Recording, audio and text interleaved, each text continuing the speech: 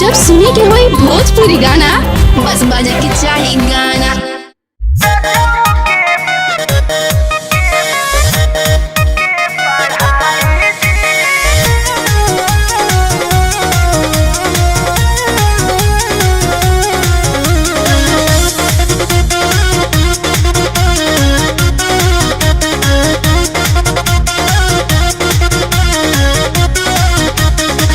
खेती किसानी जानी पीएम से कराई जी ए अम्मा जी। खेती किसानी जानी पीएम से कराई जी ए अम्मा जी।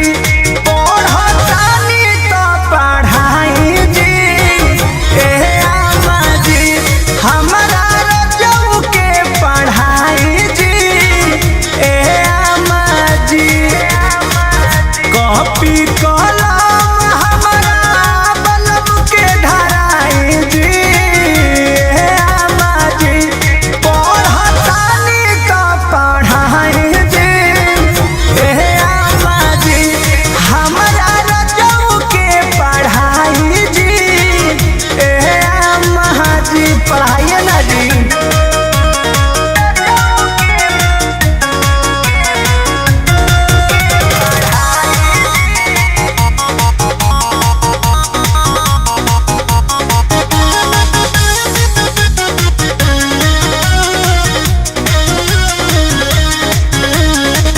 देवरू से भोले डहलावाइले हो बिया जी।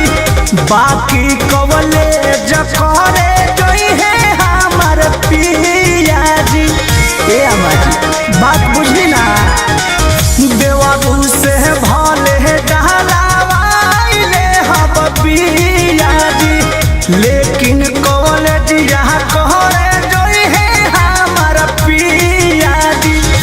घटता पोजीशन अब टीवीशन लगाई जी ए अम्मा जी। पढ़तानी तो पढ़ाई जी ए अम्मा जी।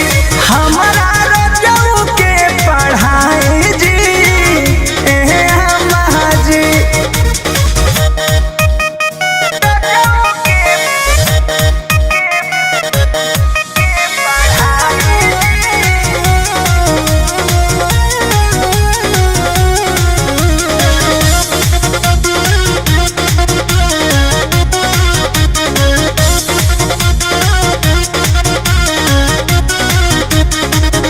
एमे ओमे पास करी है बीए जी। डॉक्टर कहल कटर चाहे बन जई है सीए जी ए अम्मा जी।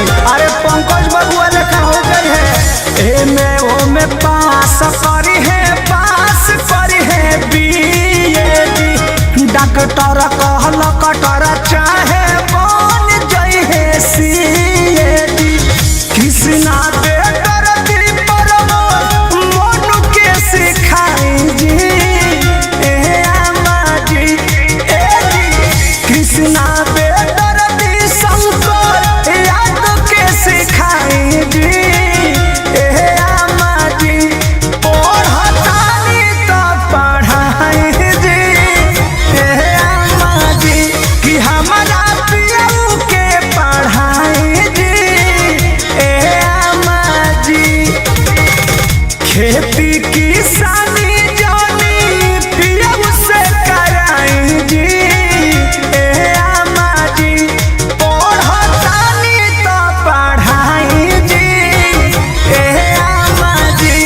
हमारा रजऊ के पढ़ाई जी ए अम्मा जी। कॉपी कलम